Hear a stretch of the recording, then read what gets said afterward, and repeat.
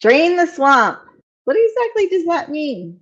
Is anyone? I'm sure you've noticed that meaning has changed a bit over the years. And I decided to delve deep into what I could find out about it.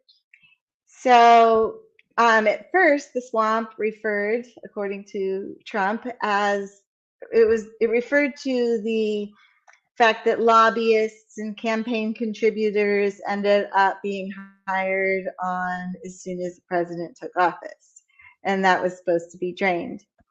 Then the next time he ran in 2020, it was deeper than he thought, and he had to delve deeper in order to drain it. And then now it is completely changed. So now it is some combination of deep state, but not really. That word is being used, but that's another one that seems to have been changed in definition by the Trump campaign. You could say part of it is bureaucracy, and part of it is more just people that purposefully slow things down or whatever because they don't like what they've been told to do, which I would imagine happens to every president and every Congress. So here we go. I'm going to start with what I really think it is. And that is just something to get the crowds cheering, get everybody hyped up. It's a term, it's a chant. It's fun to have a chant. In the swamp of corruption. Funny how that term caught on, isn't it? I tell everyone, I hated it. Somebody said, drain the swamp. I said, oh, that's so hokey. That is so terrible. I said, all right, I'll try it. So like a month ago, I said, drain the swamp. The place went crazy. I said, whoa, what's this? Then I said it again. Then I started saying it like I meant it, right? And then I said it, I started loving it. And the place loved it. So that's what I would say. I would like start and end with that video because it's like that's totally what I think it is. That is great investigative reporting, breaking these things down. Is there anybody still talking about the swamp in terms of corporate capture being the real swamp? Yes. So originally the swamp was, corporate capture would have to do with what I mentioned, where lobbyists are becoming part of the cabinet and part of the president's hirees when they come on, and other people are talking about it as if it's still that, and RFK has mentioned it. Other people have mentioned it, and they are talking about if it's still that. And so I do want to go to that first, as far as cool. What Trump's, when he first ran in 2016. I have a few things from that era, not only from when he first was running, but like right after he took office. And we'll just look at them one at a time. And find out that last one. Then I said it like I meant it. That is gold. So apparently, it was his campaign that, campaign managers, whatever, came up with the idea of the swamp, and Trump didn't want to do it, and they convinced him to do it, and then it just became like a big thing. If I'm elected president, we are going to drain the swamp in Washington, D.C. Again, this is in the contract. I put forward a tough new ethics reform that will put the people back in charge of our government. We're draining the swamp. I'm proposing a package of ethics reforms to make our government honest once again. So I don't have to take donors and special interest people and lobbyists. I don't have to bring them in.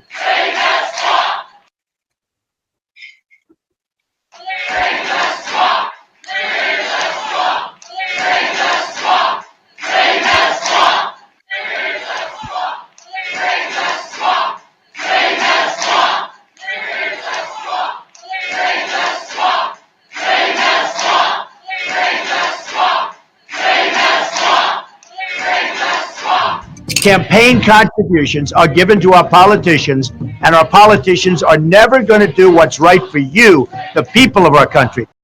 Let's just a little snippet of who he, brought on right away. That after he had said he wasn't going to, it was just immediate. Yeah. And those were specifically people that contributed to the campaign.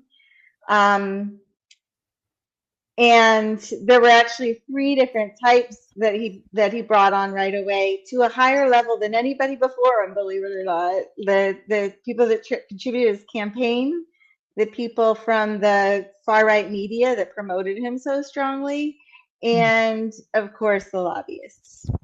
Mm-hmm. Yeah, and I think it's on all sides, but he's the one who said, I'm going to call it out and I'm going to get rid of it. And he just motivated people that wanted that and didn't promise. And then we have that whole, I think Buttigieg calls it the Trump craze, but it's just, you like the guys, and it's not even about what they did or didn't do. It's just like, oh, we had 4 years to drain the swamp, but we didn't know it was so deep. Yeah. Oh, And yeah, it is out there now, these things, but I think it's worth it to just go through them real quick to just say how deep it was, how much he did not keep his campaign promises. And there's a lot of awareness about it, but apparently I don't some people aren't aware. Yeah, and I don't want to take down the other side, but I don't think it's much different on the left. It's just that Biden didn't run on, I'm draining the swamp. He didn't make those promises. And yeah, for sure. Oh yeah, I mean, yeah. Mm-hmm. So and so I guess when you first take president, when Obama first took president, he did this same thing where there's a way that you can bring people in that Congress doesn't have to approve them or whatever by hiring them temporarily, and then later on bringing them on full. And it happened with Obama, but with Trump, it happened on steroids. He literally brought 400 people by the time the second month was up. And I'll share that right now.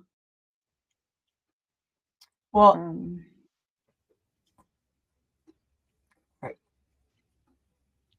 Trump's presidency, and while the administration is taking shape, the White House still doesn't have a full cabinet. Many more Senate-confirmed spots also need to be filled.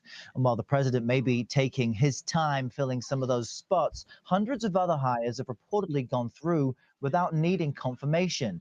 And among them are loyalists, lobbyists, and others with ties to the president.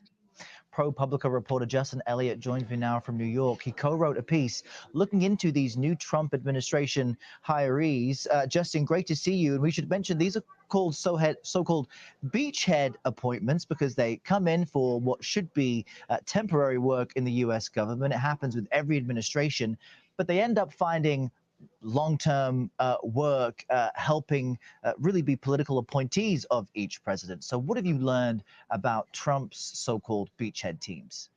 Sure. Well, the Trump administration is actually breaking some new ground here.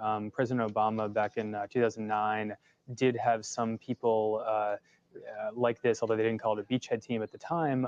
But Trump has significantly expanded the number of people hired in this category where they're put into agencies like the Pentagon or the Department of Labor. But the Congress, the Senate, has not vetted these people. There aren't the public hearings and public airings of their backgrounds and views.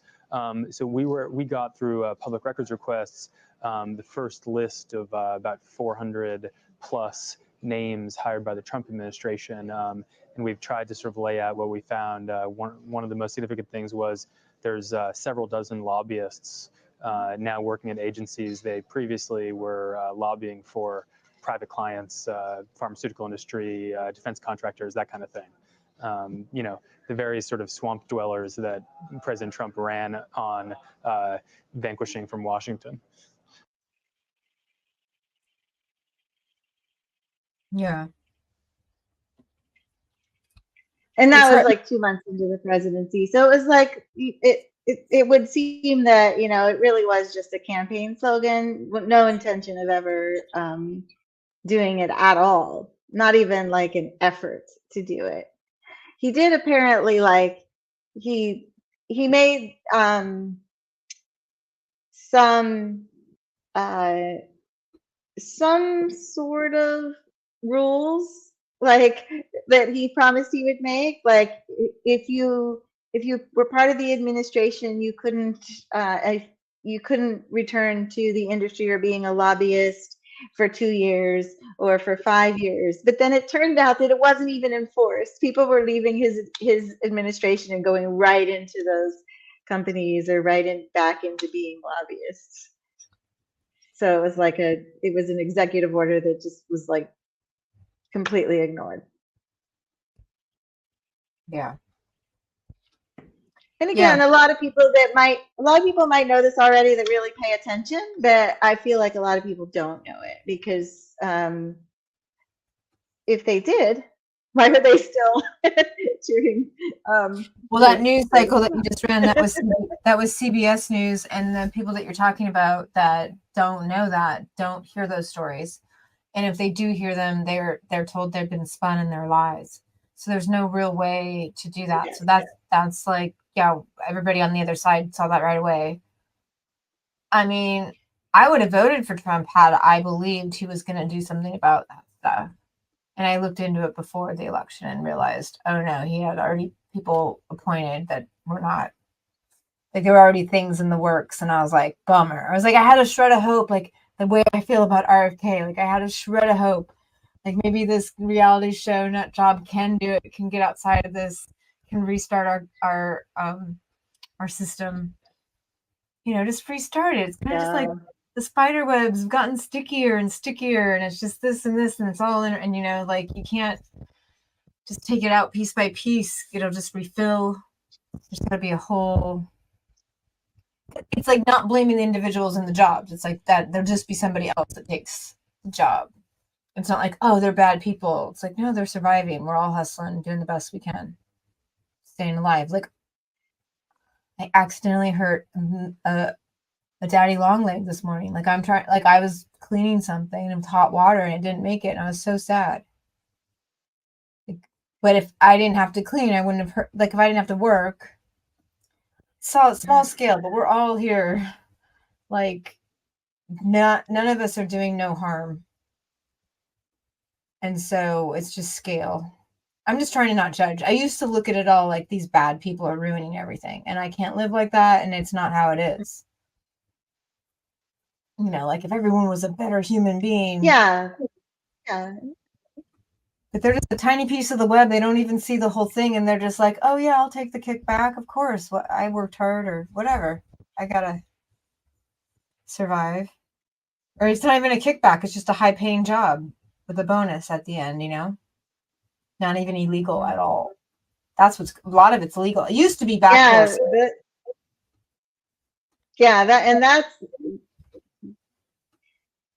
And so that's the system. The system has it set up that this stuff is possible, and the presidents before him made this stuff possible. Yeah. and both Democrat and Republican presidents gradually made this all possible. Kamala's not talking about taking out the swamp. She's not mentioning it at all. Yeah. There's no system.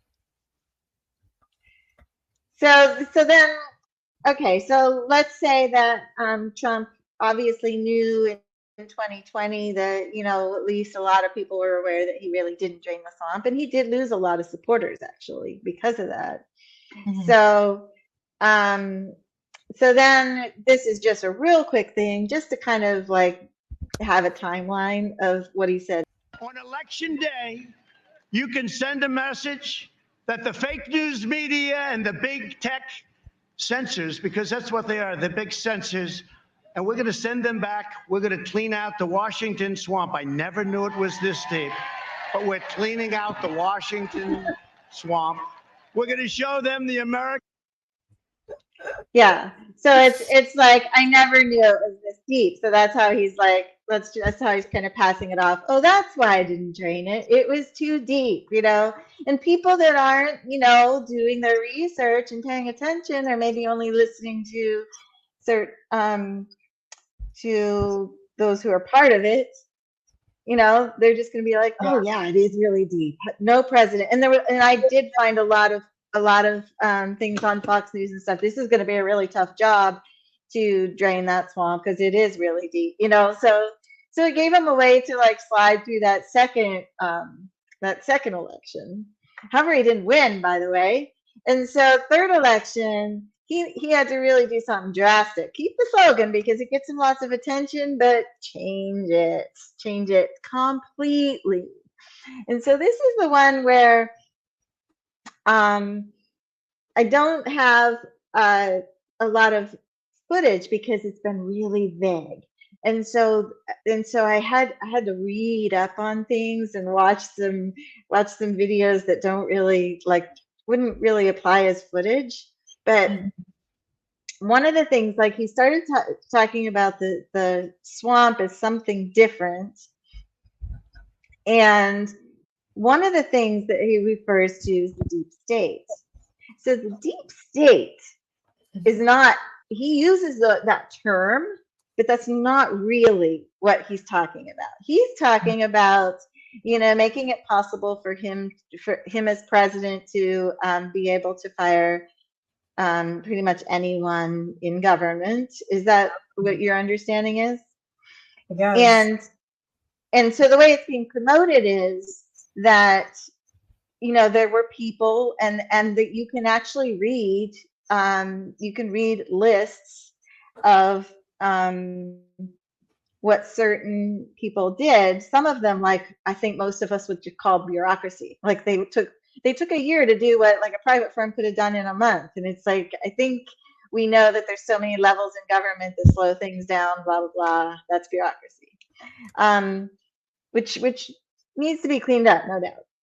And then another one was people that didn't believe in his in certain things that were going on, just were kind of slowing things down or changing things a little bit, or refusing to take cases because they didn't agree with the orders that were given, or the cases like the agencies were following. They didn't agree with them, like and again, that's a tough one. That's a tough one. That would be like, I'm just imagining myself, like if I do have strong beliefs. I don't think I could be a government worker because of this, because like if something was handed down to me that like I felt was really like, I do not want to prosecute this person because I believe what they did is okay, you know, or I do not want to fire this person just because I was told to, or whatever, or hire somebody, you know. Wow, I think I'd have to quit my job. Yeah, people do, and So then people don't, and then they sell their souls. But it's hard to say. Is that like really a big problem, like all the time, or are there isolated incidences that they're holding on to like try to make it this big, nuanced argument where it's like pretty cut and dry that lobbying itself should just not even be a thing? Like it's just like we're gonna go down to these little details of normal companies that might always have some slow person. Like, I mean, how many movies is the guy in the one department that your paperwork has to go through where it just sits there, and you're like, come on, yeah, and you're like, he's like, you didn't invite me to your barbecue last summer. Where's my stapler? yeah. You know. Well, you know, I used to work at an aerospace company, and there were windows that you could look through into the production people, and there was this one woman that was always sleeping. I swear, every time, and we would all talk about it, like, oh, you mean the one that's always asleep? And like she could never be fired because she was part of the union and blah blah blah. I mean, and that's a system problem. and it happens in government too. Like, I don't think it necessarily means that the guy on the top should be able to say, oh, fire that person. And the reason I think that is because then he could fire anyone. Like, he could just basically fire anyone that wasn't a quote Trumper. He could fire anyone that that doesn't like bow down to everything that Trump believes in, or contributes or whatever. Who knows, like, who he could fire, or somebody that just like looked at him cross-eyed. It's too much power for one person to have. That's like almost like dictator scary. Exactly. It gives that narrative of a big flair when he talks like that, and then that side goes, that's such a joke. They think the democracy is at stake. But then you're talking about giving that kind of power. It's like, well, that is part of it. It's like little pieces, one at a time. You can't see it as clearly as I'm now a dictator. Like, no, I cleaned the swamp. No one will ever oppose me again. Where's that red button? Yeah, exactly. There's clips that we've seen that I can't find where he's like, why can't we just execute people? Like, there's things he's said in these places, and maybe they're just quotes from the person that was in the room that witnessed it, So there were enough people during the first term that kept it sane. That's how I heard about it. There was like a whole like buffer of like keeping it together. And it sounds like I heard that. Got rid of that buffer. And then, Yeah, exactly. There were people that, like, so-called squealed or blew the whistle. He would get rid of any possibility of that, and I wouldn't want anybody to have that power. Like, that's totally anti what I know that most Americans want. I think is for us to be at peace. I would hope that most Americans want to be one country again, instead of having this kind of almost war between the parties, between sides. And that basically gives all the power to one side. It's like the biggest gang wins type thing. And then there's like forced peace, which is not peace at all, it's dictatorship. Yeah, so they're saying it's serious and all this stuff, and then the other side's like, it's no big deal. Watching all of it, it's crazy. But then there's RFK, which I don't know how he's doing in the polls. I haven't checked lately, but he was doing good last time I checked. And of course, he's really the candidate that really is for the people, and he would encourage people. He actually has people on his campaign that don't agree with him on a lot of things. And he wants to hear them out, and he's willing to change his mind, and he wants to hear all of us. So completely opposite of what we're talking about here. Wow. Yeah. But this is bringing me like gratitude for Trump, because I don't think there'd be any stage for RFK had the swamp and all these things become mainstream enough that it's possible like RFK, people can understand what he has to say and get on board. There's already a faction of people that were ready to like drain the swamp. And so it's not like out there. So I don't know. It's fun to have a piece of gratitude. I touched a little bit on the deep state, and Trump's been saying that one too. So what the deep state is that's how, like, it's that ever elusive like intelligence, like the CIA and whoever else the intelligence is, whoever else is like running the government, even without the president's knowledge, like even without the knowledge of the Congress. There's a whole nother side of the government. Like if you want to look into like Epstein, it's like a thing. It's not like a person, it's a thing. Mhm. And that's the real deep state. And like and Trump's acting like deep state is these employees in his government that aren't following his word. But no, that other deep state,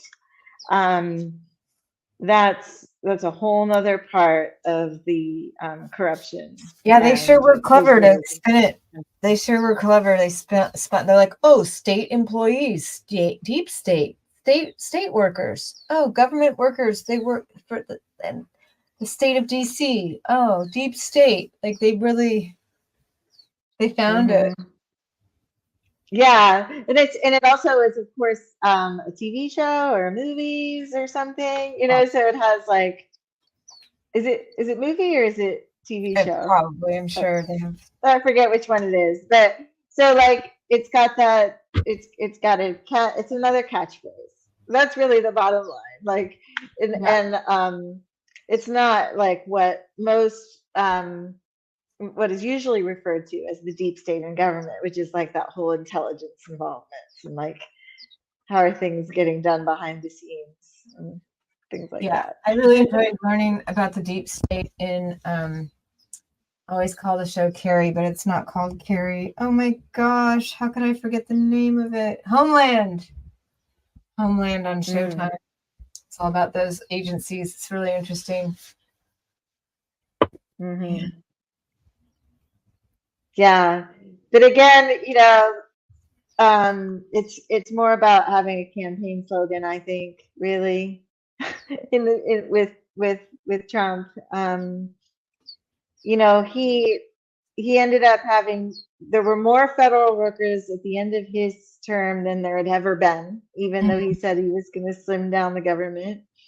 There was more spending and more deficit than had ever been.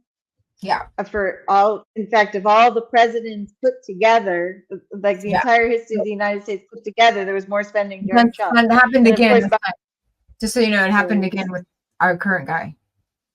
We're on track. Yeah, it went way worse. Like Biden is far worse than Trump. But I'm just saying, like, but Trump, he says a lot of things, but that's not what he's about. Like all the Republican national meetings and all these different like heads of state coming in from other countries, he got them all to stay at the Trump Towers on our government money, and his company made like bank on the presidency. I mean, all the Secret Service, everybody was living there. They were like living there. All the Secret Service, everybody was put up there, and super old. And all the big Republican meetings, like all that, were at some kind of Trump resort. Yeah, and they would run those stories on the left, and everybody would get upset, and then they'd run a totally different story on the right. And that was 4 years of intensity that like people went through with all that. Those stories would just come out all the time, and he'd just be like, "How does no one?" And it would just nobody would. The other side would be like, "Nope," because his other little slogan that he used was fake news, and I'm all for it. There's definitely fake news out there, but it was just like his answer to everything. It's kind of like on the left, if you use the word, if you say if you start to say something that happens to be called a conspiracy, like all they'll do is say, "Oh, that's a conspiracy," and they shut you down. Like just that word, they shut you down. And that's what fake news does on the right. It's just like, "Oh, that's fake news. Okay, we're gonna stop talking about it." Yeah. Well, it works like all kinds of forces way behind the scenes that we can't see, and that gets really scary, and that's like why they're really trying to stop RFK, because the forces that are really behind like both parties, you know, they don't want somebody they can't control.